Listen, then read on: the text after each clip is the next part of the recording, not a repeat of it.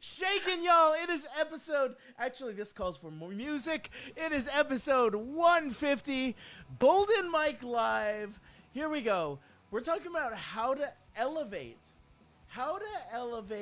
sort of your own life and really move towards the life of your dreams. Now, we may have heard that before.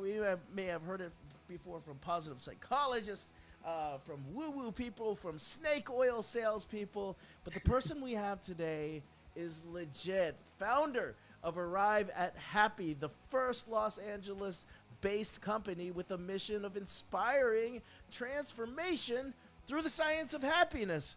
Well, the Arrive at Happy people and the Joy Revolution might have to pay attention to each other because we're both in the same city, sister. How are you, Tia Graham? Very, very good. Happy to be here. Good. Is the music off? There it Yeah, now it's off. is. So I'm just flying solo. Whatever plays, plays. So we're just gonna figure some stuff out here. I don't know what I don't know what I don't know what some things do. So like yeah, we might figure out on the fly what all this stuff does because I can't shut it off now. So Tia, more important than anything, we're going to be talking about happiness today, right? This is my Yes. jam. This is what it's all about. For those of you who haven't met me and are here to definitely take in what T has to say today, like me, my name is Mark Cordone. I'm a positive psychology coach. More importantly, I'm the founder of the Make Money Coaching Program and the co-founder of the Joy Revolution, based out of Santa Monica, which means we are going to collaborate, baby. Oh, yeah. More important than all of that, positive psychology may seem to have all this empirical words that we don't understand. Super simple, super simple. It's two questions that I get to ask my friends, my family, my people every single day, and it's this. Number one, how happy are you? And then number two, how much are you living in your happiness and purpose?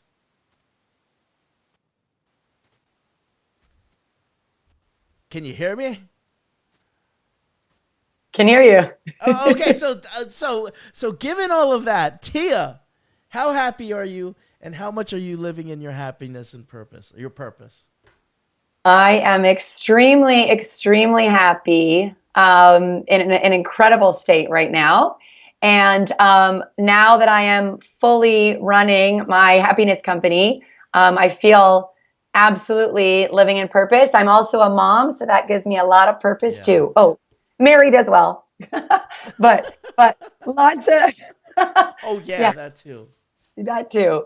But obviously, lots of purpose from raising two beautiful girls. Absolutely. Has it always been that way for you, where happiness and purpose came very easily for you? Um, so as a child, I think I was really happy and light and full of joy. Mm-hmm. Um, I'm almost 40, so throughout my life, there's been very difficult times, but something that I've always fought for is getting back to that place of light and joy. And one of the hardest points in my life was a couple years ago, which actually was a catalyst on me really focusing on creating this company of my dreams. So it hasn't always been, but I've always made a priority to Mm-hmm. get back there, to really get back to that place of joy. Amazing, amazing. So for those of you watching live, those of you watching the replay, simply put, throw your hands up, whether you're East Coast or West Coast. Let me see that heart. And I want you to hit that heart. Let us know that you're alive. Let us know that you're living life. Hit that heart, baby. Let us know that you're alive. Now, here's the other thing. Tia knows this.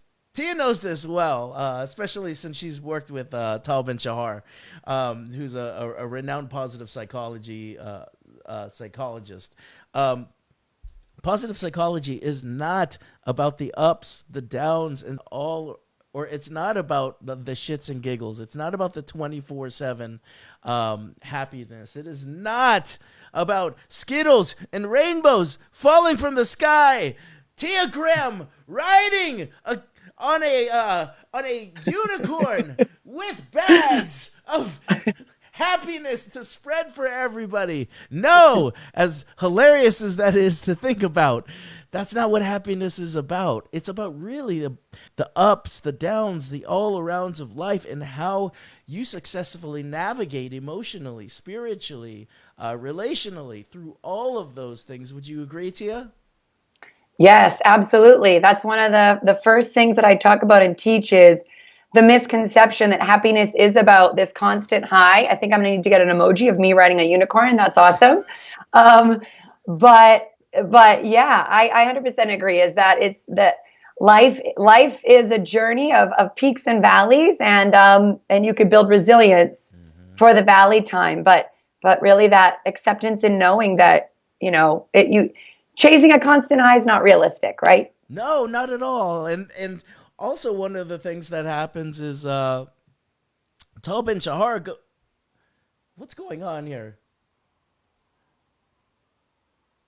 I'm hearing you repeat in my earphone, but one of the things that was really eloquently said by Tal Ben-Shahar was, if you feel happiness 24/7, you're one of two things: you're dead or you're a sociopath. The rest is a part of the human experience. So if you're not necessarily feeling those hearts today, right? You're not feeling max capacity when it comes to joy and meaning. That's cool. That's a part of your hero's journey. Now, some people might be like, yo, I've been in purpose for 30 years. And Mark, like, I'm ready. I'm ready to go. I just don't know what to do. Yes, that's a part of your hero's journey. Your meaning is off right now, right? Or if you're like, yo, I was totally happy, Graham, last week, and something's off. Something's off. That's a part of your hero's journey as well. Hopefully one day you'll be telling it at a Wohasu or a forum like this. Just give us your thumbs up. Let us know that you're living life as much as you can, and let some of this stuff wash out over you as we entertain you. You never know what sticks with you, okay? Now here's the final part. The final part is about an emoji called the wow face. The wow face, Tia. I love seeing Tia. I love seeing her laugh. And basically what it says is this. When we hope, and this isn't wishful thinking type of hope. It's the type of hope where we just know that based on our ones and our tens, our best days and our worst days, we have the power to make today the best day of our life. We just do. We can be hopeful of that, right? And for those of you who are hopeful, like me, like Tia, I want you to hit that wow face down there right now. And Tia Graham, I want us to see your wow face right now. What does it look like, Tia Graham? Amazing! Freaky and amazing. Freaky and amazing. This is what your wow face looked like. So here's the deal, y'all. This is the cool thing about what's going on with the show from here on out.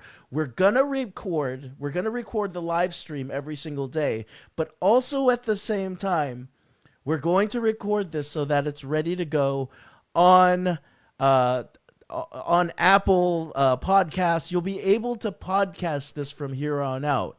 So please write in here so we can see what you're writing. But also, for those of you who have a question, you see at the top of the screen 310-846-8498.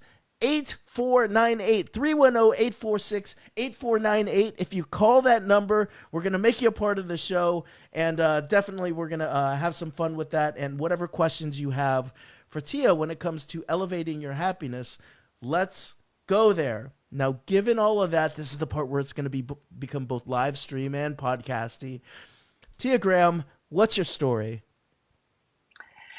My story is that I have always had a happy spirit inside of me, and I've always, as I mentioned, fought for joy.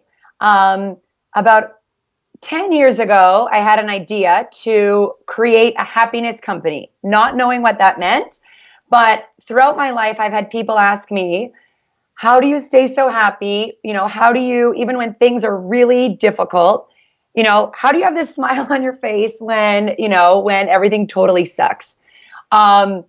I went back to work. So I have a career in luxury hospitality. I've been a director of sales and marketing for multiple hotels around the globe. And I went back to work after having my second daughter. So I have a toddler and a baby at home, and almost immediately felt my own happiness literally plummet. Now, yes, I was a little sleep deprived. I had a toddler and a baby, but it was so much more than that. And for the first time in my life, I thought, oh wow, maybe this is my new normal. Maybe I'm not, gonna feel that happy anymore. And it was for multiple reasons. I felt unbalanced. I felt stretched, stressed. I mean, you name it.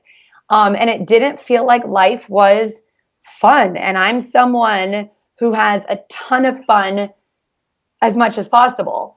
And I came to this idea of, I always have thought about having this happiness company. And here's me. I have some people that call me polypositive. Polypositive was not positive. And that is when I started to pull out my old notes and I started researching happiness, which I'd never done before. And I honestly stumbled upon positive psychology and the science of happiness and the World Happiness Summit, all of these different TED Talks and books and et cetera. And I partnered with a coach as well. And I started building this idea of Arrive at Happy and this happiness company. And so for about 2 years or so, I was doing both. I was still working at the hotel full time. And what I would do is I would put my kids to bed, and at night I was studying and I was working. And from this place of total depletion and non-energy, I felt revived. I felt alive again, and I felt hope. I felt hope. So, And so I'll stop there. And yeah. well, so talk to me. They called you positive, but really, what was going on inside of you? Like, what was it that was preventing you from being positive, or what was the choice you were making to not be positive? Yes. So during the time when I really didn't feel positive and I felt imbalanced. So when we talk about all the things that make us happy, I really didn't feel like I had a lot of time for relationships, friendships, especially. I didn't feel a lot of time. I didn't feel that I had the time for taking care of self, right? Which so many, when you have that strong sense of self and connection of self, you can then give to others. Yeah. I've always been someone that really, really loves movement and exercise. And I honestly didn't feel like I had time for that. I felt like I had time for sleeping, my kids, and work.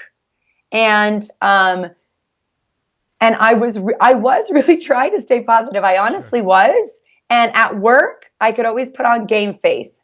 But the person that saw what was really happening was my husband. And I was just, I didn't like they're fun. And that was missing. And I think, those connections and just having time for all the things that I love, it was unbalanced. And I honestly felt stuck because I had this 15-year-long, very successful career. And I didn't see at the time, and probably, because I was in this fog of new baby, et cetera. Yeah. I didn't honestly see a different way. I was like, this is my life. This is how it is right now. Sure. And what was the particular event or the aha moment that kind of dislodged that for you? It was when it was the thought of, I can start working on this dream company. It's been in my psyche for 10 or 11 years. I've journaled about it, but it's just sort of been an idea. Mm-hmm. Once I created a PowerPoint presentation just for myself, and I didn't even have a name. I was like, happiness company, and when it was so sort of that pen to paper moment, it was that baby step of just typing down ideas. And opening up my first book, started reading on happiness. And I think watching a couple of those TED Talks, Yeah. it was those first few weeks of taking something that seems so dreamy, for lack of a better word, and actually thinking that it could be a company, it could be concrete, it could be a path that it felt like just sort of this light came Yeah. on inside of me again. Now, Tia, did you ever struggle with the idea that when it comes to some of the work that either coaches do, or even the way that the word happy is thrown around, in many ways, happy is sort of, it could be seen as this sort of privilege that you get as a result of doing the hard work, and you know, it's years and years of like slaving, and then you become happy. But until you actually do what you need to do, it's kind of a it's all just kind of like shits and giggles and levity, and it's not appropriate until you get all your stuff in order, right? Like, did you ever have either your own gremlin or gremlins or external gremlins that showed up and were critical of the fact that it's like, how can you like charge people for happiness? Like, did that ever come up in your model? It's a great question. So, yes, in different ways, and Mm-hmm. I would say more the inside voices, right? The gremlins Yeah. or sort of that team that you have inside your head. Um, I struggled with, so for 15 years, I've been a sales and marketing executive. So I had a voice that said, what do you know about happiness? How can, especially when you have these Harvard, Yale, like all these super, super uber, um, brilliant tenured psychologists, right? So that Right. was one voice that was like, what do you know about happiness? And how can you teach it, et cetera? So that was one. Um, and I had a very, stuck identity with I'm this hotel executive, right? For 15 years, I've been working Yeah. in luxury hotels. That's who I am. And it took me a long time of work to get unstuck from that. That's not who you are. That's just what you've done for 15 years. It's just, that's a career. It's not who you are. And the idea that you mentioned about, you have to, the word that came to mind was like slog it out, right? Like you have to like do all this work and stuff to then get to this place of happiness. And what I know and what I teach and what I, absolutely believe in is that God, life is so much easier at whatever you're doing when you're coming from a place of well-being and happiness versus fight, crawl, scratch, whatever to get to this place to then be happy. Whether it's marriage, whether it's family, whether it's parenting, whether it's work, that when you can, and it was little steps. Like another thing that even though I hadn't yet got to this place of being an entrepreneur and working on purpose, 3 years ago, it was a little thing of I went to yoga again. I hadn't been going to yoga in so long. And I went, and that little piece made me feel better, which in turn made the steps of the journey easier. So So a nice little ripple effect when you just connected with yoga and saw how much it can affect other areas of your life. yes, Yeah. where everything else, yeah, can be positively affected. So, but I will say there are times when you do need to put your head down and everything isn't, joy and rainbows. There's days and weeks that are just like head down and, but when in all you feel that balance and you feel that you truly are coming from a place of goodness where you need to be, gosh, the journey is so much more fun. Yeah. So talk to us a little bit about this whole idea of elevating your happiness and living the life of your dreams. You know, a lot of times we have to tune in internally, right? Look at values. Is that something that you would agree with when it comes to elevating your happiness and moving towards the life of your dreams? Yes, absolutely. I think that, throughout our life, we're obviously influenced by a lot of different things, whether it be our culture, our religion, our family, etc. And, whether you're 25, 55, doesn't matter. At some point, a lot of people stop and have that realization and look and say, am I on the right track? If you don't feel aligned, right? Yeah. And I actually feel that in those times of, like, for me, in that time when I felt really unbalanced and unhappy and unstuck. And even though it was a very, very difficult, not fun period, it forced me to really stop, look in the mirror, and ask that question of, who am I? Who was I as a kid? Who do I want to be? What do I believe in? Yeah. What do I want? And what do I want to, what do I want to teach my kids, right? What example do I want to lead? So yes, absolutely, of truly tuning in to who you are. Yeah, and what about in a very similar vein, right? A lot of this, especially work around passion, has to do with following your heart. Is that something that you, in terms of finding that elevated level of happiness, is it over talked about or is it under talked about? Like, what is your take on that? I honestly think it's under talked about. I think Okay. there are a lot of people that um, are ah, are doing things in the hope that in the future, right, 2 years from now, 5 years from now, they will get there and they will feel happier.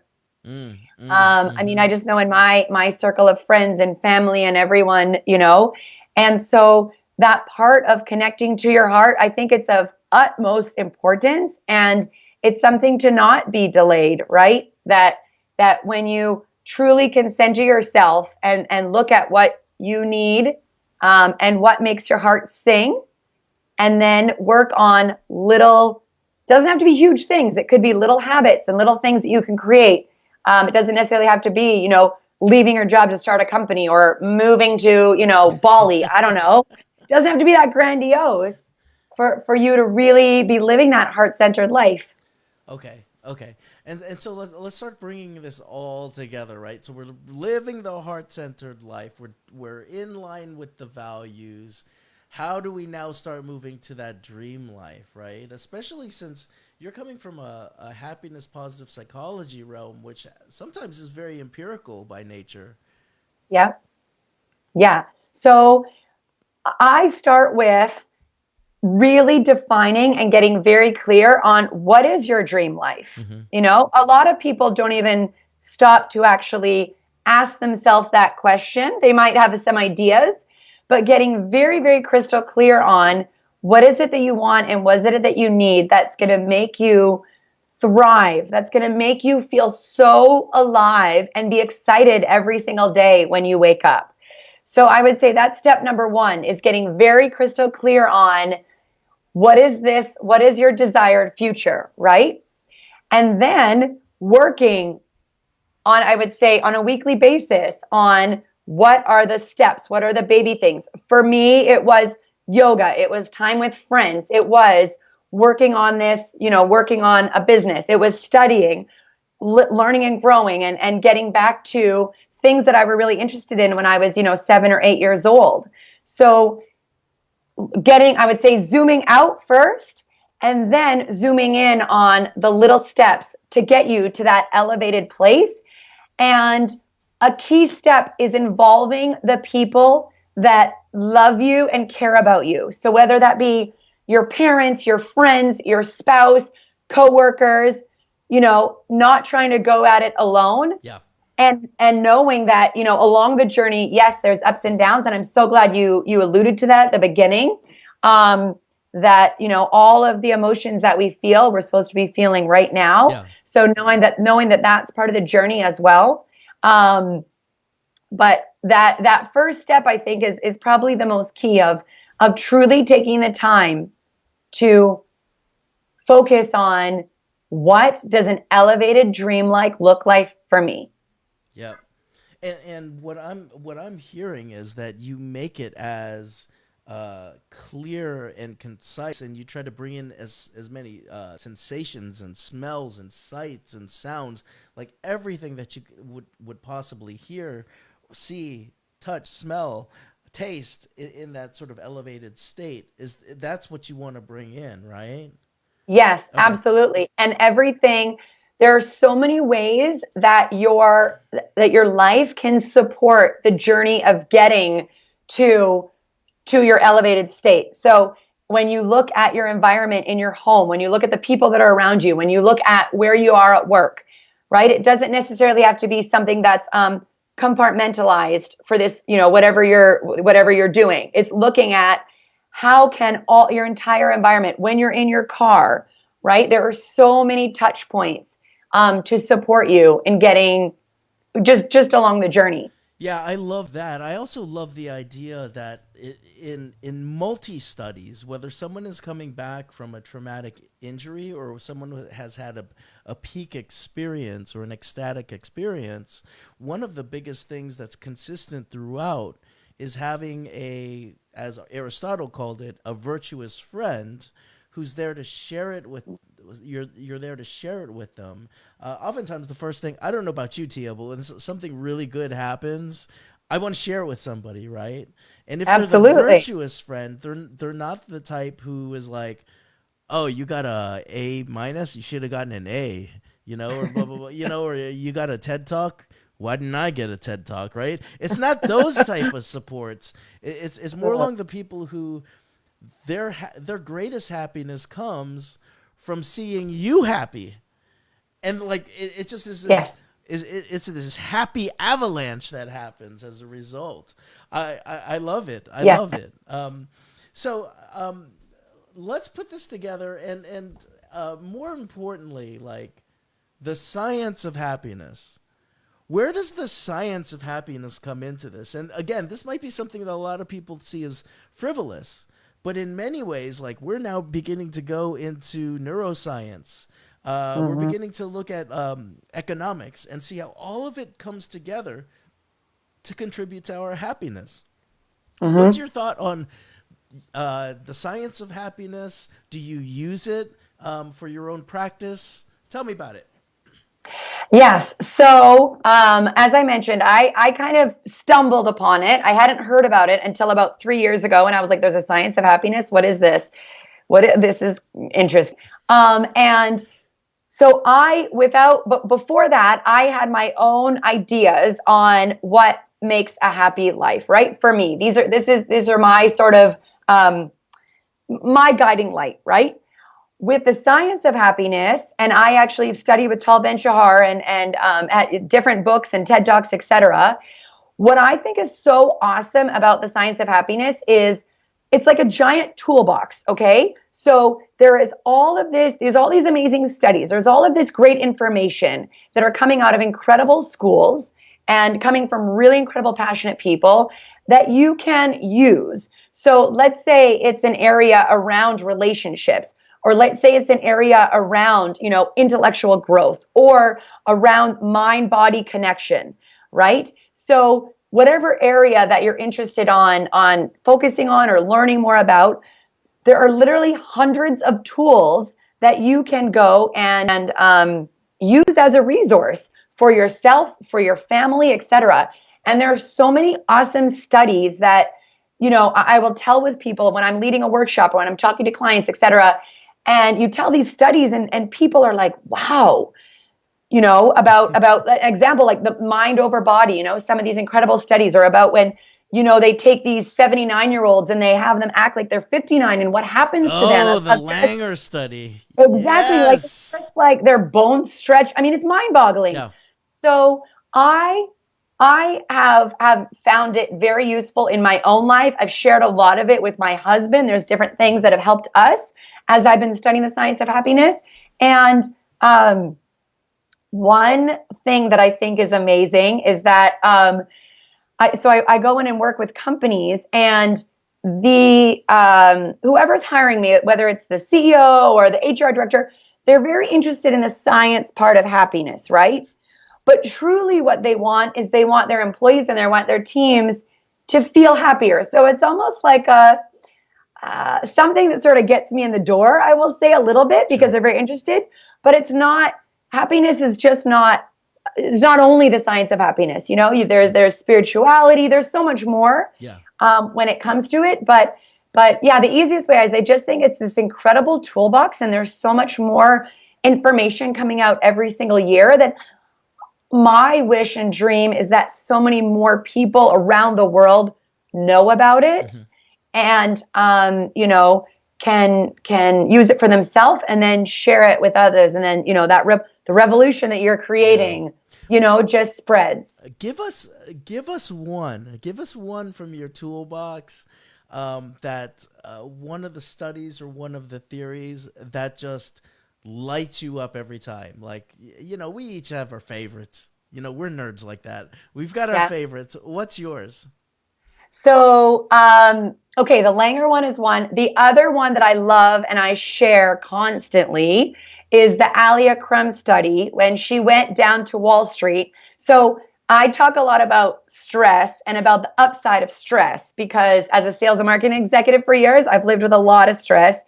And I wasn't aware that there was so many positive upsides to stress. I thought it was all bad. I thought it was all negative.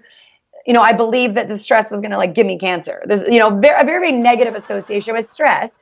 And so the study where she goes and takes bankers and separates them into two groups and teaches one group about the upside and all the positive things about stress, and then takes the other group and talks to them about all the negative, basically the things that I only knew, and the positive things that come out from a stressed out group of bankers when she goes and tells them that you're going to be more productive, you're going to be more successful, you are going to be more creative, etc. And just, I think it's the power of words, the power of story, and how she positively reframes stress to these bankers and how the difference between the two.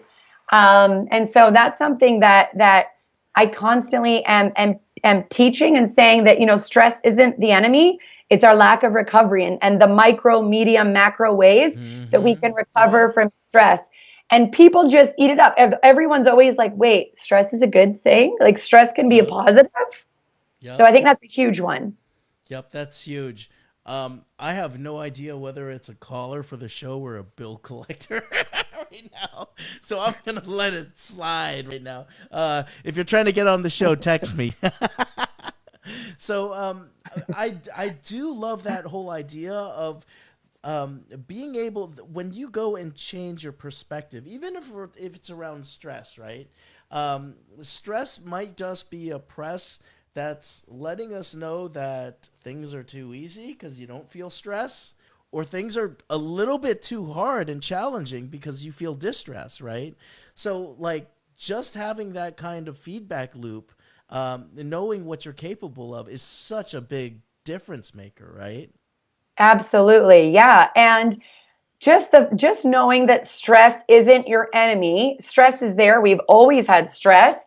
And what I challenge people to do is just change the word to stretched, right? As opposed to, because stress just has such a negative connotation. Stretched, it's like it's pulling you forward. You're being challenged. But usually after huge periods of stress, you're wiser, you're stronger. So yeah, that's a huge one for me. It's amazing. And, just to go into sort of a little bit more, you're now learning about the difference between being stretched, and distress, right? And also at the same time, now you're moving towards the life of your dreams, right? So we've talked a little bit about elevating your happiness, but how does elevating your happiness go to living the life of your dreams? So when you focus on your own happiness and your own well-being, and you make choices and create behaviors and rituals so that your level of happiness is elevated, then whatever it is in your life of your dreams, whether it's things with meaning and purpose, whether it's a different career, whether it's moving, across the world, whatever your life of dreams consists of, when we elevate our happiness, everything else is easier to achieve. In a very simple description. Why do you? That's the No, I think connection. it's a perfect description, and I think it's so matter of fact. The question that I have is, why aren't more people just like, yeah, duh, that like that's so intuitive. Because it's not in our we get a Tell me, lot of Tia Graham. yeah, we get a lot of messages. I mean, if you think about all of the marketing and all of the media that we get, what is the message we receive? The message we receive is get really, really rich, get really successful, Mm, get married, and then you will be happy. mm, So all of the messaging that we're receiving and our and all every parent wants their kids to be happy, but even get into the best college, do this, do this, do this, do this, achieve, achieve, achieve, achieve, achieve, and then right. yep. And the challenge with more money is when you get to a place of, okay, you're making 100K, now you're making 150, you're making 150, now you're making 300. The goalpost keeps moving, Yeah. right? Yeah. You got this car, you got this house, you live here, whatever it may be. And it's so pervasive. It's really, really pervasive. And so now there is more information about happiness and well-being coming out, but I think we have a long way to go. Yeah. And so the messages that you and I are sharing, that's not necessarily what the global media empires are talking about, right? Yeah. And there is also a lot of fear messaging as well. Yep. And so I think it makes people maybe afraid to make change, etc.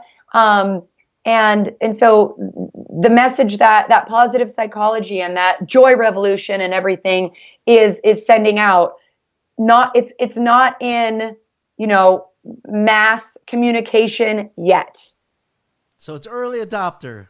We're still in Yes, early adopter phase.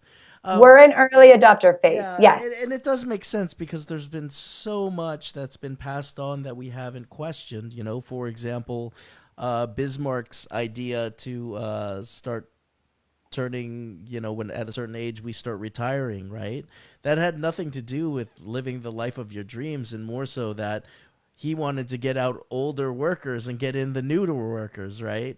And so Right. all of a sudden we're coming into Bismarck's notions of how to live a life, and we're busting butt for 30, 40 years of our lives thinking about what's going to happen when we're retired, and then we're retired and like we've got these health issues, like the Yeah. traveling that we wanted to do, it's not quite there, or even worse, we've waited with our partner and our partner passes away, right? When we could have done Yeah. all of these things with our partners the whole Yeah. time. What I love also about this whole idea of living the life of your dreams is, well, number one is like you can continue making more and more money, right? Like, or you can just be like me. I'll just go next to the. If I see a Corvette, I'll like pose by it, right? so, Why so not? I can Yeah. do that for the Make Money coaching program. Look how much money I'm making, coaches. But I think even more so, you're talking about a positive psychology, a very simple positive psychology experiment that was done several years ago, in which they found that I think with inflation, it's probably around $80,000. So Yeah. from $0 to $80,000, you get happier and happier and happier. But then when you hit $80,000 and you keep making more, you could be making $500,000, but your happiness doesn't go up any higher, which Yes. means there's something else to life than acquiring. Yes. At least me talking about the I is you go coming back and making an impact. That's Yeah. that's where the happiness keeps going up. Is that when Yes. you're not worried about the money anymore, then you can think about what your legacy impact is. Then you can think about doing the things you've always dreamed of doing. And Yes. so a life of your dreams isn't necessarily one where you're happy, blissed out, and stuck up on a mountain and no one knows where you are. But in many ways, and a lot of people define it differently. But to me, Right. I don't think that I could not live the life of my dreams without some sort of like service or education or giving component. Yes. I'm And seeing I your head going up and down. What's going on there? Yeah, no, I'm so glad you said that. A lot of unhappiness comes from carrying and thinking and worrying and being so focused on self, whether that be self of getting a Corvette or self of getting this promotion or self of whatever. And I truly believe that humans innately want to help other people and care about the earth and truly care about, our entire global community. And when you are on this rat race, right? And you're just on this ladder alone, trying to, pass other people, get to higher marks, etc. For one, it's lonely, and also it's not fulfilling. It doesn't give to your heart and truly what your heart desires. And so even if it's small acts, or whether it is, living life completely with serving others and helping, whether that be animals, the environment, people, etc., that's a huge, huge part of it. Someone's catching So fire. Someone's catching fire. And Melanie Klein over there in California, she's in Santa Monica, is hearing what's going on. Legacy is so important, and it's so Joy Revolution. She's a Joy Rev person. So yeah. By the way, the number is open, 310-846-8498. If you have a question for Tia about happiness in terms of living this life that you've always dreamed of, and not just hopefully wishing for it, but making it happen, call in. Let us know what's going on. Hey, I'm trying this the first day, Tia, so we'll see if it works or not. So Tia, you've almost said enough, because we've gone into flow. We've gone into flow, right? We've talked about happiness. We talked about times in your life where it wasn't so groovy. We've talked yeah, about like these little tiny, I wouldn't call them hacks, but things to keep in mind. And when you're elevating your happiness, number one, tuning into your values, the reason for being. That's definitely purpose and meaning, right? hmm Following your heart to create your dream business or create your dream life. Nowadays a lot of people are talking about it, but in many ways they don't necessarily have a coach like you to help them follow it and then like create a plan around it, right? right, right, And then finally, that there's this whole science of happiness, science of positive psychology, whatever you want to call it. It's there to support us in the way that having like several different golf clubs would, right? Like you have a yeah, tool here, you have a tool here, you have a tool here, you have a tool here. This is what I love. I love the fact that we have busy folks that come on our show and always offer up their time. I think time is the number one thing that you can do with when you're super busy. And we actually have a complimentary 90 minutes. This is like a deep dive right here, people. A one-on-one coaching session with Tia.